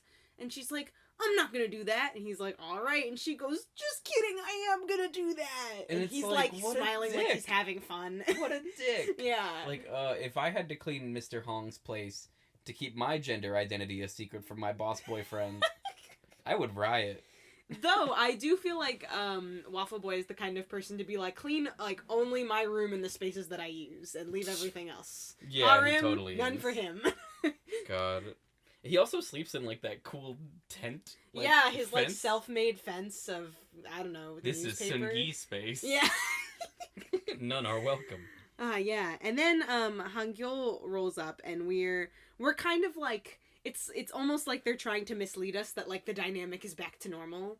Kind of, because it's like, he comes in and he's, like, poking fun at her, and she's, you know, reacting as she always does, and he's like, did you even read the books that I gave you? And she's like, I might have browsed them. And he's like, what's the correct temperature to brew some kind of coffee at? Boil milk for latte. Yeah, and she goes, 65 degree. And he goes, oh, so you did read it? And she goes, no, I just learned that on the job. From my experience. Yeah, and it's like, it's just, it very much echoes how they've been acting in previous episodes, where they're just kind of like, I don't know, cats and dogs, whatever. Yeah, they're just doing their own thing. Yes. Because it's hard to have a new dynamic. Yeah. So they're just going back to what's comfortable. Yeah. And then he's like, hey, do you like shaved ice? Which is a very Han Gyul move. Okay, yes, yeah. Yeah. He goes, so hey, how do you feel about shaved ice? And I don't know what this moment did for you, but I know for me, I immediately was like, Grandma. Like, yeah, instantly. me too. Because okay. they've mentioned Grandma loves shaved ice like several Yes, times. Like, that's her shit. And then we cut to Han Gyul's mom and Grandma at home, and Grandma just drops like, thank God you didn't send Han Gyul to that orphanage. And Yeah, Mama is like, haha, really? yeah, you know, I only have a son because of that thing you said. And I go, what? What the fuck? Yeah, they kind of like, instead of like lightly trying to hint at what we talk about later, they're like, here it is. And now like, we'll take it away. And she's like, oh, by the way, here's my favorite purse. You can have it. Actually, I want it back. Yeah, it's like this mother-daughter moment. It's bizarre. Yeah.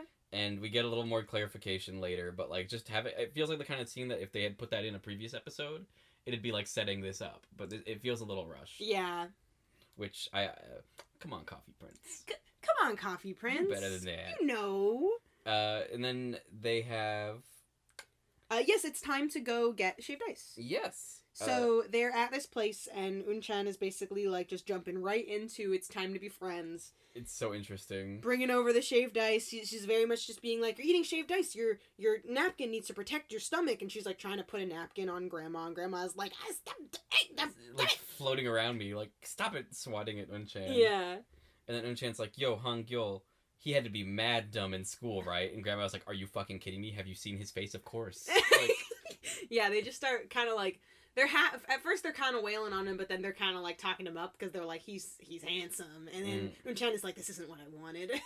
they kind of go back and forth with each other a little bit, and Grandma's like, haha, you two bicker like a comedy duo. Yeah. Which is like, oh, that's such a sweet thing to say. Unchan runs off, and Yes. Grandma has like a second alone to Han Gyul, and I'm like, here it comes. She's like, wait, and she sprints. Mm-hmm. I was like, oh, is this where Grandma's gonna be like, oh, you know, I like that girl. Like, that would have been so dope. I wish that had been what it happened.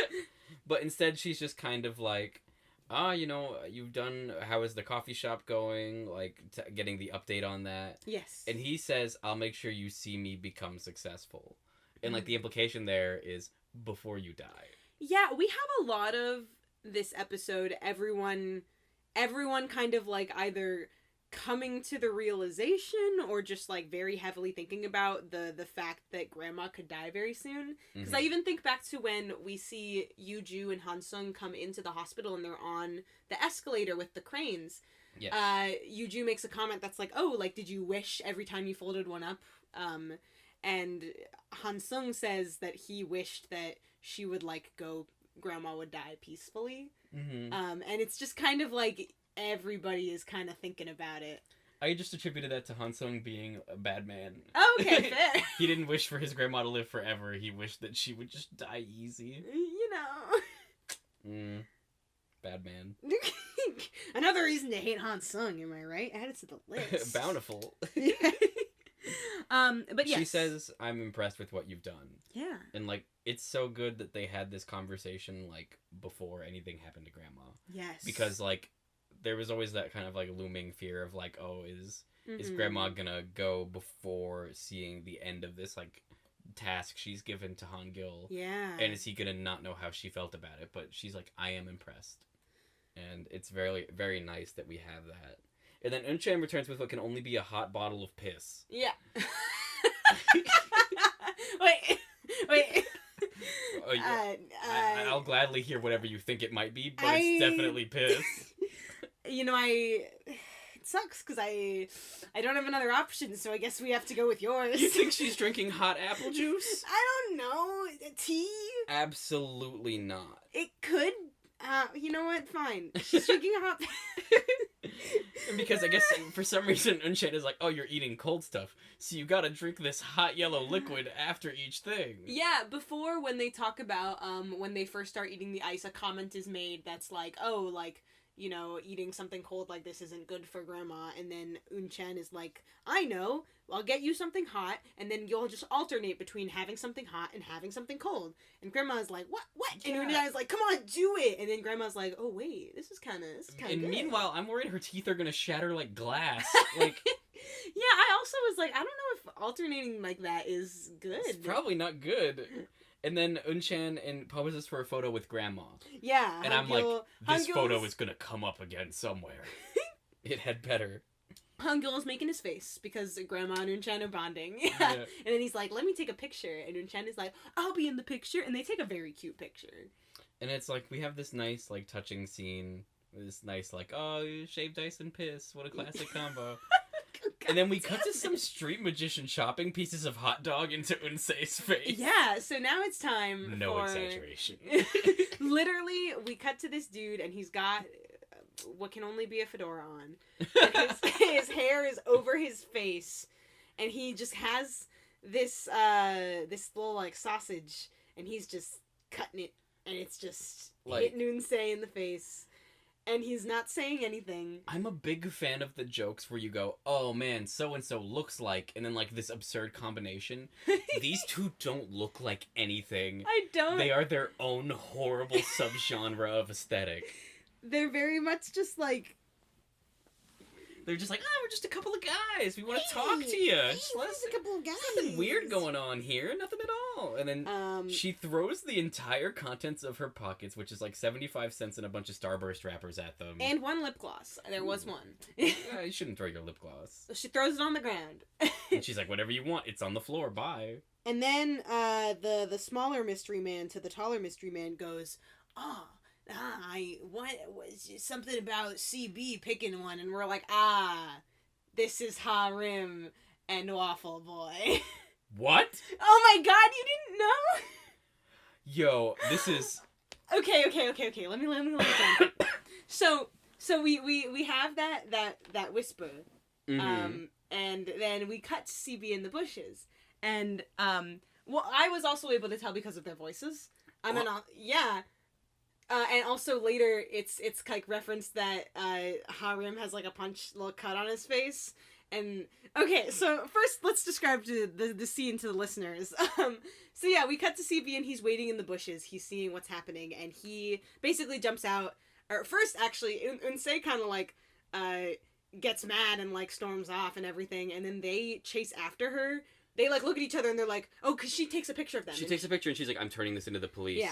So they chase after her and they're like, we gotta get her phone or whatever. And they end up knocking her down Harim does this thing where, who you now know, the one to be Harim, is like, I got it, and he, like, lays, like, over her, like, horizontal, so they're, like, perpendicular, and then, Sungi is trying to, like, get the phone, and CB comes out, and he picks them both up over his shoulder, he walks them out, and he, like, tosses them over the gate, and then, he's like, my angel, are you okay? And he, like, picks her up, and she's, like, crying, and, like, you know, he's like, I did it, or whatever. I am upset. But yes, this was this was all orchestrated by CB. He did the classic, my friends pretend to be gangster. Yes. That is shitty. That is so shitty. I know. That she was like, do not contact me. Because it was going to be shitty for me either way, because from my perspective, he was just fortunately happened to be stalking her when she was assailed by 2 club kids, I guess. And, like, he hulks out and carries them away. But nah. He sees that her knee gets skinned, and he goes berserk as a remix of Dire Straits' Money for Nothing starts playing in the background. That's what the song is. And I lost my mind. But it was a sting. It was just him being extra shitty because she's like, don't contact me. And he's like, I have to stage an assault for her to want me to be in her life. Yeah. Later, we cut to them at Coffee Prince, and CB is, like, really, really happy, and Harim is, like, he has, like, a little boo-boo on his cheek, and he makes a comment that's just kind of like, you shouldn't get to where these eyes should. Yes, this was all a setup. That was Harim and Waffle Boy. When that scene happens where he's like, I deserve these glasses, I thought it was just a joke that he was the only one who was allowed to be fashionable. Like, that was the property of his character. I'm so sorry to ruin... Dude, this was like shattering a terrible illusion with an even more terrible one. Oh no, yeah. Oh man. Unchan, like, pulls CB by his hair outside and is like, I don't forgive you. And, like, to be fair, neither do I. Yeah. But she's like, I'm gonna make you sign a contract in blood, you piece of shit. I did write in all caps when this scene was happening where he hires because yeah, they also mention the money. They're like one of them is like, what you're doing this for like the $50 or something like this. Mm-hmm. I wrote in all caps, CB, you are an idiot, and then later, oh my god, it worked, oh my god, because she somehow did not figure out who it was, and somehow he was able to.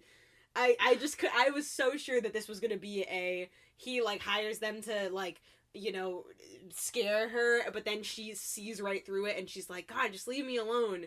Listen, but no, it worked. I can't believe it worked. I'm like, is this Harim's advice that he was going to give before he gets cut off by Han Gyul earlier? Is this all his plan? Oh my god. Because frankly, I think he's the only one with the audacity to come with the plan where somebody chops a hot dog into another person's face. Yeah. And Unchan is... CB to Unchan says, I won't betray you again. Famous last words. Oh, yeah. And he's like, I swear on Unsay. And she's like, do you like her that much? Oh, yeah, she says, would you swear on Unsay? And CB is like, yes. And Unchan is like, so, what do you think of me as a girl? Yeah. And Unchan is like, or I'm sorry, CB says, well, you know, androgyny is unattractive and also strong women threaten me. And he's wrong on both counts. Yeah, what the heck? Strong androgynous people is like the most attractive. Yeah, I was gonna say strong disagree with CB on both of those things, but especially the androgyny one because I'm all for it. I'm a big fan personally. Me as well. Like, listen, I'm if I have to pick one, I'm more of a fan of strong than I am of androgyny. Oh, okay. Yeah, muscles are great. What if they have muscles and they're androgynous? It's like a hard 50-50. You know, you can only imagine so much. In reality, you don't know how it would play out. Yeah, fair enough. And he's just wrong. So CB is just utterly incorrect. But like a lot of handsome people, he has shit taste. Earlier in the episode, Unchan did the same kind of thing to Han Gyul, where she's like, so me as a girl, and he kind of is like, nope, and then she brings it up to CB, and he also is like, no, nope. And then he, like, she basically storms off being like, why did I even ask you? And he's like, to be fair, I have really high standards, and we're like, CB, shut up. What an asshole. Yeah, this whole episode, not a good episode for CB. Not a good episode for my emotions. Yeah, not... This one hurt.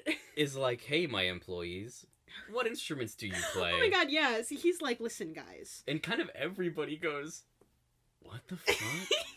He's like, it's time for the episode where we become a band, everyone. And then, of course, like, he looks over at Sungi and he's like, you play the guitar. And Sungi's like, not well enough to perform. Yeah. And it's like, I hate that you were right. I hate that you look at Sungi and you're like, this guy plays the guitar. Yeah. He does have a guitar guy vibe. I want to learn guitar. Yeah, me too. Someone tried to teach me a couple of chords to something once, and I remember it was really hard because or when you're first learning, I know you have to build up the calluses, and, like, it was also hard for me, maybe just because of, like, my hands not being big. Yeah. But yeah, Han Gyul really wants there to be a band episode, and he's gonna have it, gosh dang it. He says, I'm the boss, and you're gonna do it. So, Un-chan goes to the person that she knows about music, Han Sung. So she's like, hey, Han Sung, and she's, like, playing... An ocarina. Yes. And there's a Legend of Zelda joke somewhere, but, like, I couldn't find it. Yeah, I know, I was looking for it, too, and it didn't pop up to me, so... Yeah. Someone else maybe might catch that. So she's listening to this music that he's kind of, like, playing for her, yeah? Yeah. And then he's, like, got his hand on her back. Yeah. And they're having this conversation where I've gotten ahead of myself a little bit because I'm pre-traumatized. Yeah. But I wanted to call special attention to, this is, like, also the first time that Han Sung, like, opens up emotionally about anything. Yeah, that's because true. she's asking, like, how did Han Gyul get his attitude? And he's like, you know, like, he has a really nice family, and as a child I used to wish that, like, my family was more like that. Yeah, he highlights things that he noticed about their family that are just, like, you know, like, he talks about how they change the curtains every season. Mm-hmm. And he's like, I wish I had that. And she goes, of course, like, well, what was your childhood like? Mm-hmm. And he's like, oh, you know, my parents were never around, and, like, I hung out with the maid all the time. Mm-hmm. So I would leave the lights and the music on a lot to make it feel less lonely. Which is, like, that's super valid. And he also says, like, that's part of the reason I got into music. Yeah. And then that's the transition from, like, hey, come listen to this thing I'm working on. And so he's like, oh, that's right. They do talk about that before the music. Yeah, and he's got, like, one hand on her back. And I'm like, no. Mm-mm. And then he, like, grabs the side of her head. And he doesn't even, like, move in immediately. She has time to be like, what are you doing? I know, she's like, what? What's going on? And then he kisses her. Yep. And, like, Ugh. Yuju is, like, returning home as Un-chan runs out. Yeah, Un-chan literally, like, there's not even, like, a second of, like... Because we have the whole thing that's like, oh, when you, like, close your eyes, whatever, but, like, he kisses her, and Un-chan literally, like, knocks his arms off with her arms, gets up, smacks her hand over her mouth, and runs out. Yeah. So, kind of how we talked about earlier, the whole, like... It used to be that when they hung out, it was Un-chan who was kind of, like, still strong in these feelings, and Han Sung was just kind of, like, letting them happen. Mm-hmm. And now, not only is it not just the other... It's not just, like, it's the other way around. It's like, no, he was the one who was actively kind of, like, pushing this more romantic vibe, and she was not having it at all, and now it's, like, very drawn in the sand that, like, that was not her intention. She is not here. She does not want that. Dude, it's like Yuju earlier was literally like, nothing more. Yeah. Like, this is as far as it goes. And he was like, yeah, sure, what, lol, haha. And... God. Yeah, it really sucks. It's not, especially because Un-chan runs out and Yuju is walking in. So Un-chan sees Yuju, and Yuju sees Un-chan, and Un-chan kind of, like, takes her hand away from her mouth, like, looks at Yuju, just kind of, like, bows, says hello, and then... leaves. Yeah, and then Yuju walks inside, and, like, Han Sung comes, like, running around the corner, and, like, face to face with Yuju, and, like, there's no words exchanged, and they just look at each other, and, like, we're sitting in this feeling, and, like, Yuju, you know, she understands, and she says, I'll call you tomorrow, and then, like, leaves, which is, like, goddamn, I love Yuju. Yes. Yeah. Spell it in the sky. Ooh, man. Like, Han Sung, I joked about, like, him being a villain. Yeah. Like, but this is, like, crossing the line to the point where I'm like, oh, God, we made self-fulfilling prophecy. Yeah. Yeah, all this time we picked him up and we put him in this box of, you're the bad one, and then he was like, alright, I guess I will be. It's like, this happened in the show, and I looked at the time and I was like, oh my God, there's 12 minutes left? Yeah. And, like, I think this is the last we see of either of them for this episode. Yes. So there is such a cloud. And just remind me to talk more about this in closing thoughts. Okay. Because we gotta take the care of the last 12 minutes before we can fully unpack everything Yes, that yes, happened yes. Let's we do gotta keep going. Just as the episode does. They give it to you and then they just keep on going. there. Mm-hmm. Harem is kissing customers. Yeah, he's like, we cut to Harem with Unchan, and Unchan makes a comment that's like, hey, have you, like, kissed anyone before? And Harem is like, what, you mean with customer number 3, the one that I'm dating right now, of course? Yeah. Yeah, totally. And she's like, what? Oh, what? And he's like, yeah, what'd you think was gonna happen? He has, like, this cool attitude where he's like, there's so many more problems to worry about in a relationship than kissing that, like, why not just do it very soon? Yeah. So that kind of leads him to be like, wait a minute. You kissed somebody, Unchan, you got a girlfriend? Yeah. And Unchan is like, no, what? No. And he's like, oh, dude, Han Gyul, did you know that Unchan has a girlfriend?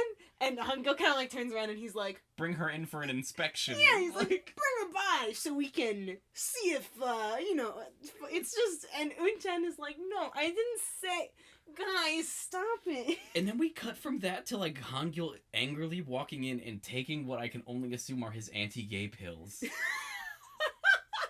Yeah, dude. Oof. Oh, man. That hits hard. Oh, gosh. Just watching him, like, in saloon doors as well. Mm-hmm. So he pushes them open and we're kind of, like, peeking through them as he's just, like, pouring them into his drink. And being Yep. Yum. like... I wonder if they work, is the big thing. Oh, my God. Or if it's because Unchan's really a girl, they have no effect. I wonder what they are. It's just magic and bullshit. It's Yeah. gotta be. They've gotta, oh, God. Whew. And then we cut to Grandma, like, bedridden again. Because she was back home giving the purse to Mama. Yes. And now she's, like, in bed, but still looking very sick. Mm-hmm. And Han Gyul comes by, and she tells him, like, look, this is gonna happen dozens of times before I die, so don't make a big deal out of it every time. Mm-hmm. And he crawls into bed next to her, and he's like, you've not had anybody do, like, an arm pillow thing since Grandpa, huh? Yeah. And he, like, puts his arm under her head, and she, like, falls asleep almost immediately. Mm-hmm. Or I wonder if that was just done to show, like, passage of time. Yeah. And then eventually he, like, crawls out of bed, but he's resting his head, like, on her chest and, like, listening to her heartbeat. And from the perspective of last episode where he was kicking himself for not being around enough, Yeah. I'm just glad that he's doing it. Yeah. Like, none of these events are real, Mm-hmm. but, like, it still makes me very glad to see that, like, the showrunners are giving us, like, that little bit of happiness in this bleak episode full of, like, sting operations and it very weird much stalking and... objectively as an episode in the series, like a good episode, but like for my feelings, yeah, I feel that. Whew. His dad, Han Gyul's dad, calls him over for a drink, which is about the second time this character has spoken in this show. Han Gyul is walking, he's leaving, and as he passes his dad, he's like, hey, come here. Have a drink with Daddy. Have a drink with that. And he's like, oh, all right. And his dad, like, pours him some alcohol and is just like, come work for me. yep. Stop wasting time. And Han Gyul, the badass, just cuts his father off and calls him out. He's like, you don't even know what I want to do. Like, I'm still leaving in 3 months, like the deal I had with Grandma. And his dad offers him, like, a job in the marketing department. And he's like, this is the first time you've ever invited me for a drink. And, like, you don't even know that I'm, like, a lightweight who can barely even, like, drink without getting passed out. He makes a comment that's like, you called me over here for a drink, and I was curious to know what you were going to say. And he's like, and this is what it was. Mm-hmm. You don't even know that I'm a lightweight, and this is what you have to say to me? And then he knocks back a shot. Mm-hmm. He's like, my plans aren't changing. Peace out, Dad. And then his dad calls him a loser. Yeah. And he's like, oh man, it must be because of the way I was born. Sick burn, and he's like, dude. You won't even yell at me. He's like, I used to wish you would smack me. And he's like, if you wanted to ignore me, you shouldn't even have brought me here. And, like, he storms off, and I'm like, what a badass. Yeah. It was very much like that. That was a quite the moment for Han Gyul Yeah. as a character. Because I'm Like- kind of thinking, like, is he adopted? Like, what is... Yes. Why is the dad the one who is not able to discipline him or communicate with him? Mm-hmm. Especially because there was a line many episodes ago about, like, oh, they used to be so close, or, like, they used to have this cool relationship. Yeah. And I just did not understand what was happening, but I really appreciated that he was channeling Yuju and just, like, standing up for himself and interrupting, like, this older authority figure and being Yeah. like, no. So then we cut to our wonderful, cute sister trio, Unchan, Unsei, and Teddy Bear, and it's time for Yeah. face masks. Mm-hmm.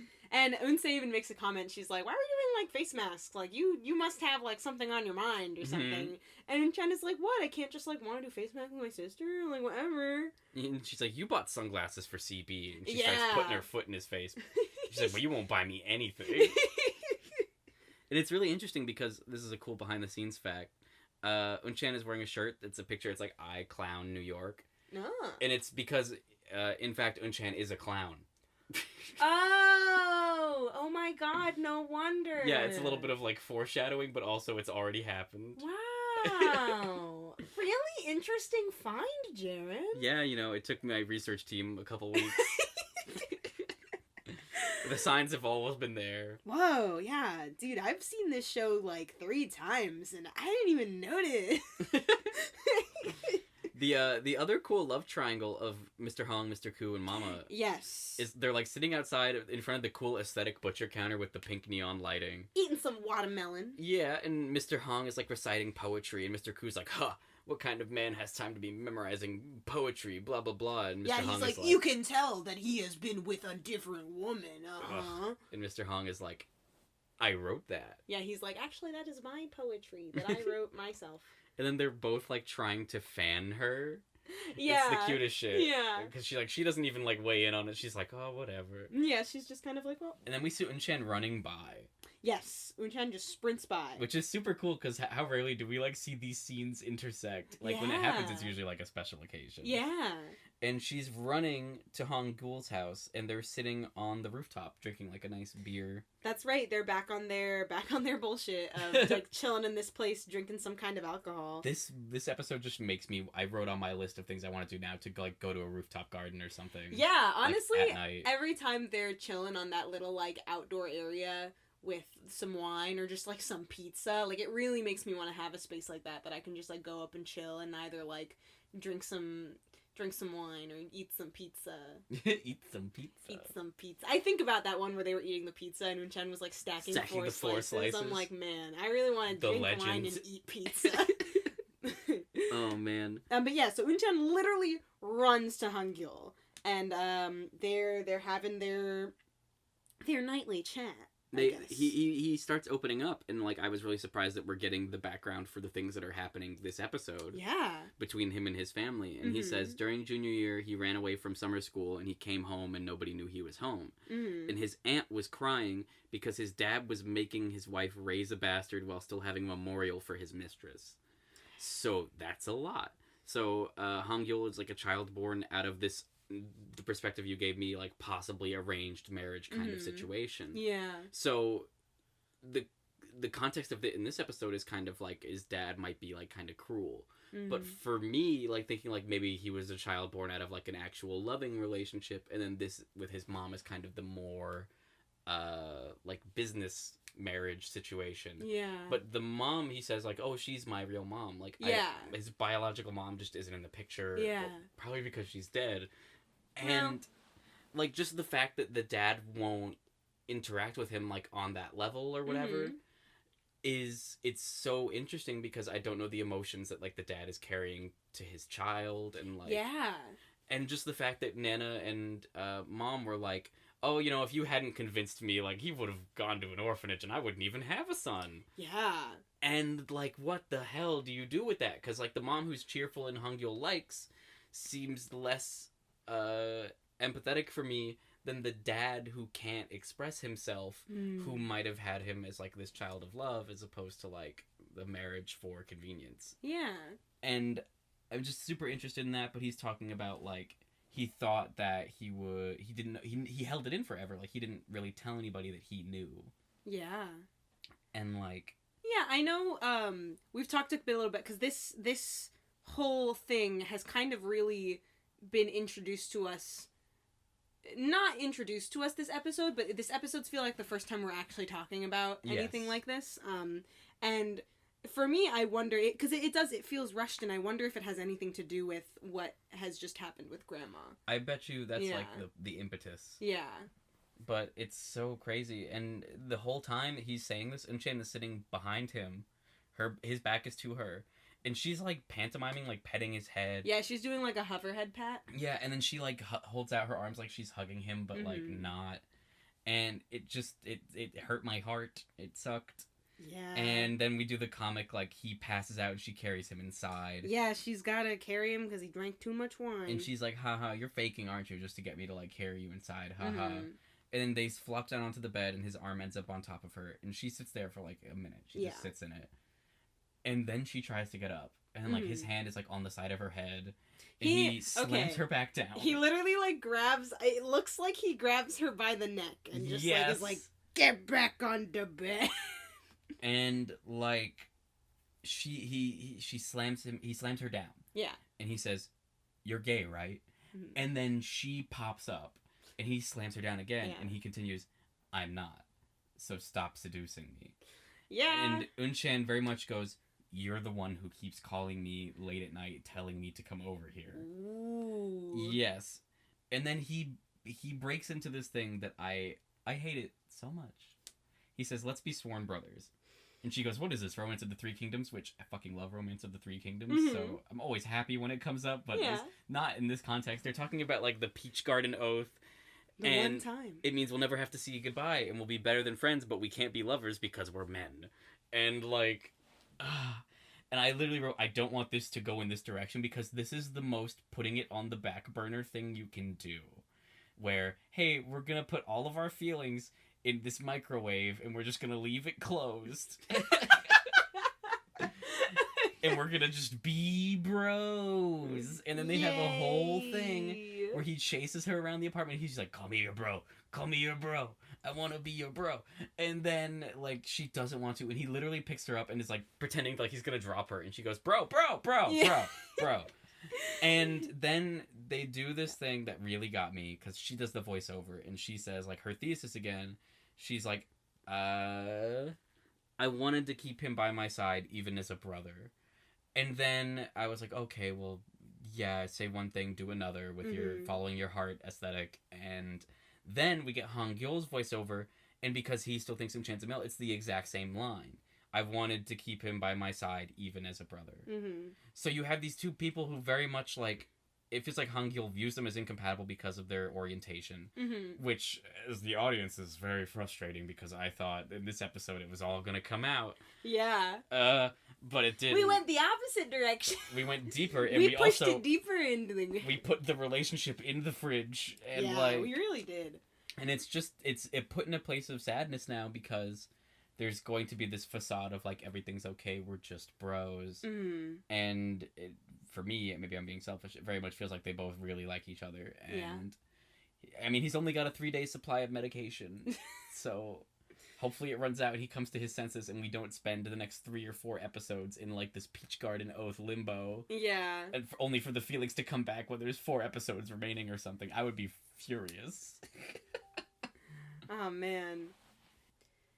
So this is something that you see in rom-coms all the time. No. This idea of like, we're friends, but like one of us likes the other one, and so in order for like they have this thought process that's like, I would rather keep them in my life than risk losing them by saying that I like them or whatever. And it's interesting because in this show, because of the whole cross-dressing thing that's happening and because of the whole like that extra layer, it kind of puts it in like a bit of a different, almost a more intense kind of like light, where she's very much afraid of like the whole lying thing coming to light and like, oh, we're only friends maybe because like he wants a cool bro, and if I'm a girl then it's not the same.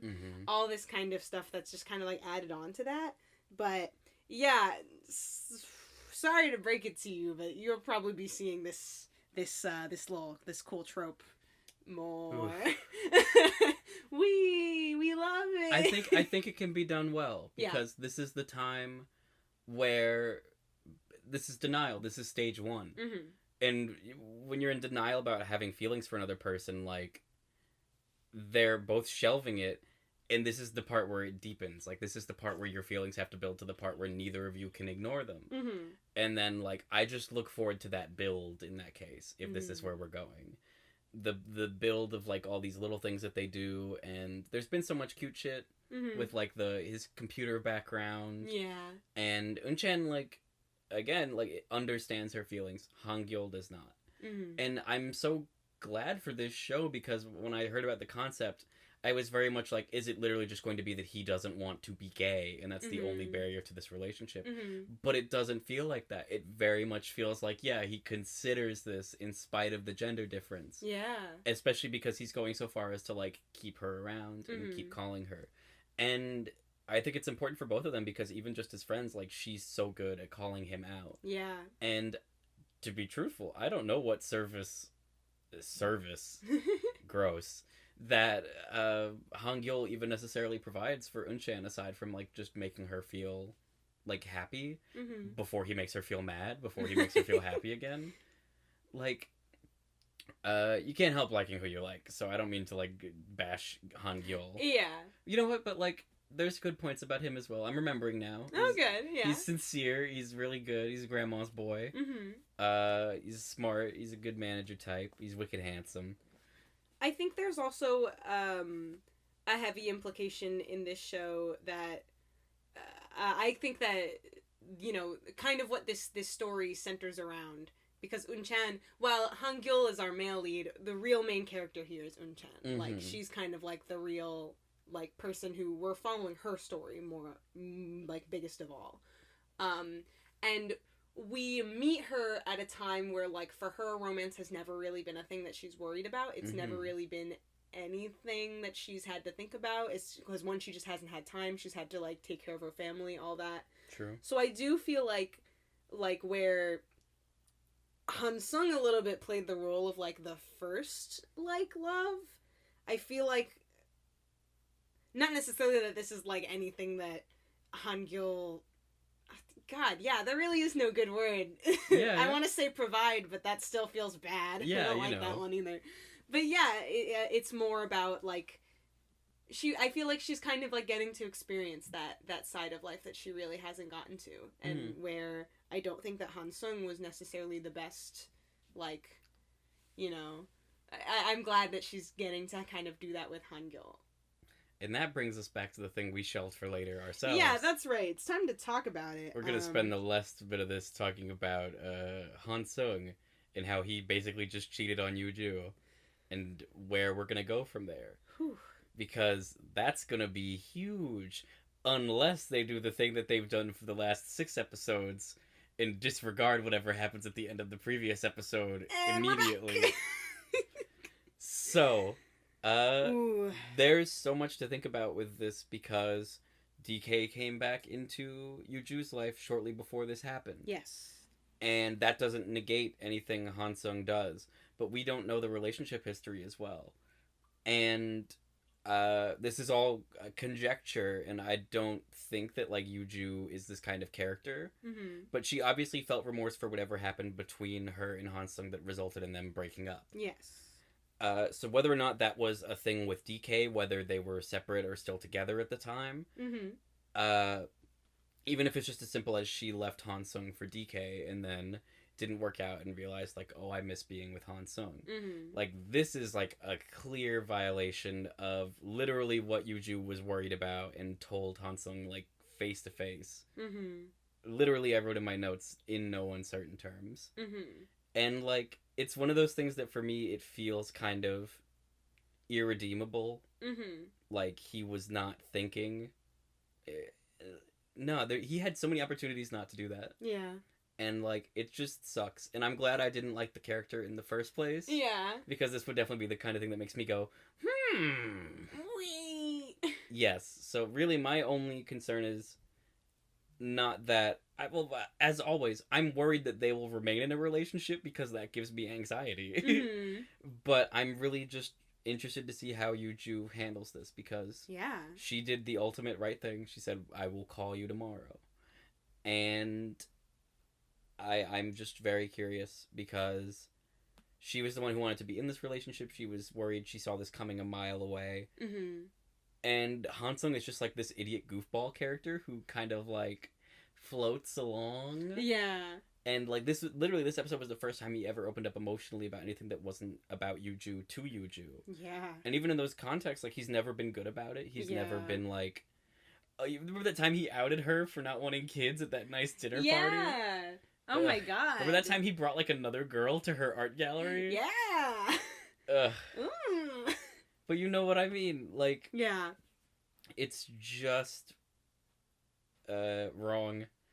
And there's like, I said this last episode, there's no coming back from that. Yeah. Like, also, it makes me feel like Yuju is the kind of person, from what I've seen, that like, she's an adult, and there is an outside possibility that they're going to like talk about this in like a cool, mature way. Mm-hmm. And I don't know what could happen. I do not know what could happen. But, like, it's bizarre. Any other feelings or reflections about this episode as a whole? God, there are no winners here, huh? Yeah, this CB and Unsei, totally wrong moves from his part.